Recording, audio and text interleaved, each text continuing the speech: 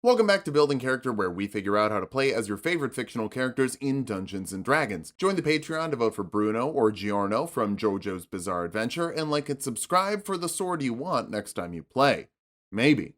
Today we're building Sesshomaru from Inuyasha, a bigger, badder brother of the titular Inuyasha. Like our hero, Sesshomaru has a big sword that shoots lasers. His is also supposed to heal people, but he doesn't use it. He's that guy who chooses the healer class to play DPS because the doctor pistol actually does a surprising amount of damage. Something that six its level. I wanna go to the devil, I wanna be evil. Hi, I'm Tulok. I make videos on my computer for a living. You're watching one right now.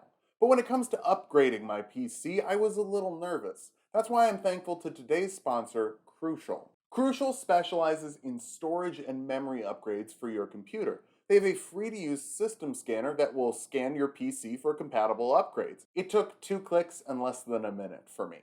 I decided to get a 1 terabyte solid-state drive to make my games load faster, and 32 gigs of RAM to make everything run smoothly all together. I'm running a video game, a streaming software, an audio recording software, and a browser all at the same time, so I definitely needed the upgrade. Follow the link in the description to use the system scanner for free, and enter offer code TULOK15 at checkout for 15% off all Crucial products. Thanks again to Crucial for sponsoring this video and for sending me those sweet upgrades. Now you should go use that system scanner and get some upgrades for yourself. Let's start off with our goals for this build. First, we need a sword. That's sword of also a laser gun. That sword should also be able to heal people, but just because we have those abilities doesn't mean we have to use them. Finally, we'll become a big dog. Who doesn't like big dogs? For stats, we'll be using the standard point array from the player's handbook. Roll for stats if you want, just keep your multi-classing minimums in mind. Charisma will be number 1. You're scary as hell, and people follow you even though you don't want them to. Wisdom after that, you have the senses of a wolf, even when you're not a giant wolf. Constitution next. Inuyasha has a big old sword. If you want to fight him a lot, it would be nice to not die. Follow that up with dexterity. You like to keep things pretty light. Strength is a bit low. We can just patch it up pretty easily for super strength. We do it a lot. You probably know how it's going to happen if you're a regular Tulok viewer. We'll dump intelligence though. You know some history, but you don't understand that your dad gave you a super healing sword to learn how to be nice. You're kind of a dick. Sesshomaru is a demon, so tiefling would be great if I wanted fire spells or fire resistance or horns, but I don't. So we'll rock custom lineage. Then I'll give you a feat like skill expert, bumping a stat like charisma, giving you proficiency with a skill of your choice like athletics, and expertise in a skill like also athletics, doubling your proficiency bonus with it when you're making those checks. Now you've got +4 to lifting, and will eventually have +12 to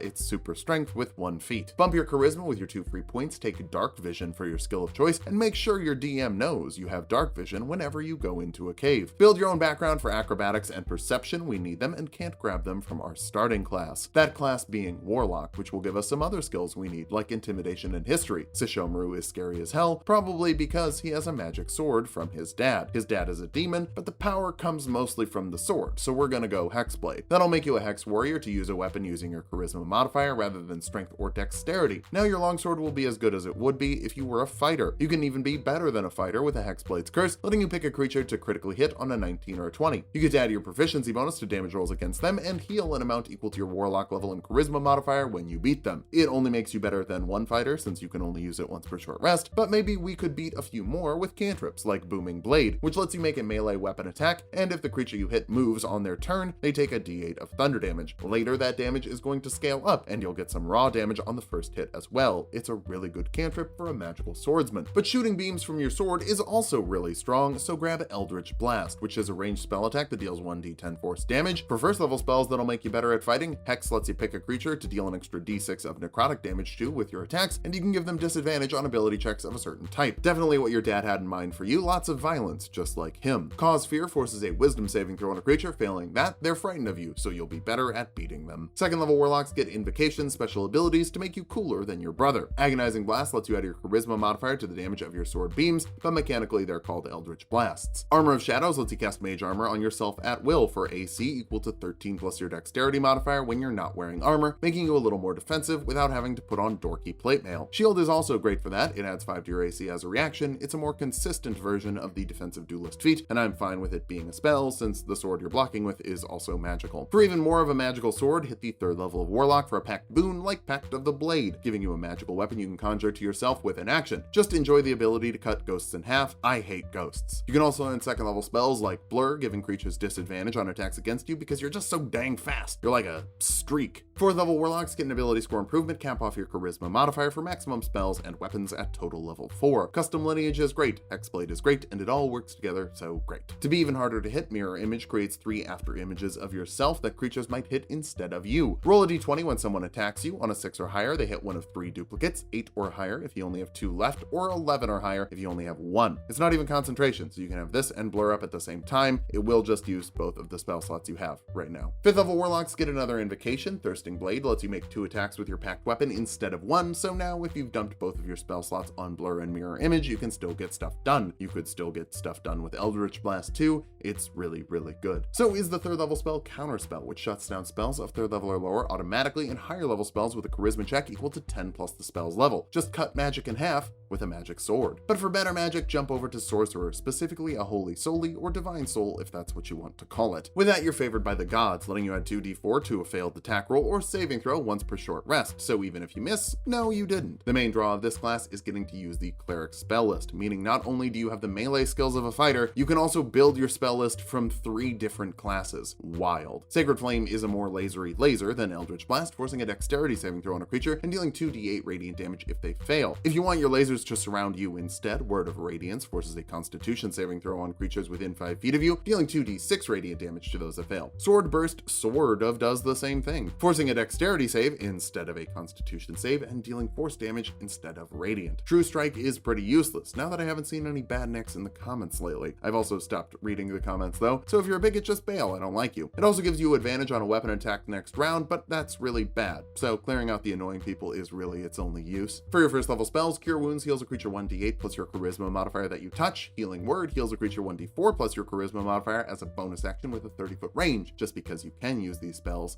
doesn't mean you have to though. 2nd level sorcerers get sorcery points you can use to recover spell slots at this point and do some straight up silly stuff with later thanks to our funky little multi-class. For now though, grab the Guiding Bolt spell to fire a more lasery laser that deals 4d6 radiant damage with a ranged spell attack and gives the next person attacking that creature advantage. That could even be you, if we could cast this spell as a bonus action. 3rd level sorcerers can cast that spell with a bonus action using meta magic, specifically the Quickened Spell ability, which lets you cast spells that normally take an action as a bonus action. Guiding Bolt is a fine option, but Eldritch Blast would let you spam 4 beams in a single round at this point. It'll be 8 at level 20, it's so silly. Empowered Spell lets you reroll a number of damage die on spells you cast equal to your charisma modifier to make sure that you're hitting things as hard as possible. For this level spell, Lesser Restoration removes the effects of disease, poisoning, paralyzation, blindness, or deafness. Are we sure we don't want to be a healer? It wouldn't be that bad. 4th level sorcerers get another ability score improvement. We already have capped charisma, so maybe grab the Resilient feat for Constitution, raising the score by 1 for more HP and giving you proficiency with Constitution saving throws. That's concentration. It's very good for a caster. For this level spell, Misty Step lets you teleport 30 feet as a bonus action to move a little bit faster than the human eye can see. 5th level sorcerers can learn 3rd level spells. Fly gives a creature a flying speed of 60 feet per round, so we can add mobility to your already considerable amount of skills. 6th level Divine Soul sorcerers get empowered healing, letting you reroll healing die when a creature is healed within 5 feet of you by spending a sorcery point. It kinda seems like we're building a healer, but no, this is an edgy badass. Mass Healing Word heals up to 6 creatures, 1d4 plus your charisma modifier as a bonus action. You could heal a whole army with that sword if you wanted to, but instead let's hit the 7th level of sorcerer for 4th level spells like Polymorph, letting you turn into a beast of challenge rating equal to or less than your current level. Dire Wolves only have a challenge rating of 1, but that's still an extra 37 HP your brother has to carve through. Or you could be a T-Rex, it's harder to carve through, but the in-character move is Dire Wolf. 8th level sorcerers get another ability score improvement or feat. Let's start bumping your dexterity for better AC, I suppose. Getting hit isn't fun. For this level spell, we'll get Revivify, letting you bring a creature back to life that's died in the last minute. The material component is pretty expensive though, so people shouldn't expect this to be a regular thing. 9th level sorcerers can learn 5th level spells. Mass Cure Wounds heals up to 6 creatures, 3d8 plus your charisma modifier as an action. I don't want to keep making the same joke about Sesshomaru refusing to heal, but it's accurate. 10th level sorcerers get another meta magic option. Heightened Spell gives a creature disadvantage against saving throws of a spell you cast. It's great for Flame Strike, a 10-foot radius, 40-foot high cylinder of light that forces a dexterity saving throw on creatures inside, dealing 4d6 radiant and 4d6 fire damage to those that fail, half as much to those that succeed. With all these lasers, I can understand why Sesshomaru feels a bit conflicted about his purpose. 11th level sorcerers can learn 6th level spells. Blade Barrier creates a 100-foot long, 20-foot high wall of swords, or a ringed wall with a 60-foot diameter. Dealer's choice. This forces a dexterity saving throw on creatures inside, dealing 6d10 slashing damage to those that fail, half as much to those that succeed. It even provides 3/4 cover so you can force people to come 1v1 fight you. Hexblade's Curse makes you really good at 1v1 fighting. 12th level sorcerers get another ability score improvement or a feat. We'll scoop up the tough feat for +2 HP for every level we have and every level we get. That should help you alleviate the penalty of using mostly sorcerer hit die. 13th level sorcerers can learn 7th level spells or another 6th level spell like Heal, which instantly heals a creature 70 HP. It's the best healing spell in the game. I can see why they called it that. 14th level Divine Soul sorcerers get Angelic Form, letting you give yourself a flying speed pretty much permanently, so you don't have to worry about concentrating on that spell anymore. Come to think of it, you don't really have that many concentration spells worth using. So our capstone will be the 15th level of sorcerer for one more spell like Haste, which is actually a 3rd level spell, letting you double your movement speed, add 2 to your AC, give yourself advantage on dexterity saves, and an extra action to dash, disengage, hide, or make one more attack. All of these buffs last for a minute depending on your concentration, after which you need to take a round off of actions and reactions, but it makes you really strong. Let's talk about that in the pros section. Now that we've hit level 20, let's figure out how viable this build is. First, sword lasers are great. Spamming Eldritch Blast twice per round with Quickened Spell lets you deal 8d10 plus 40 damage, or around 80 with median rolls. Mixing Warlock with Sorcerer also gives you some consistently refreshing spell slots on a short rest that you can burn into sorcery points for more quickened spells. Also, you can heal, I guess. That could be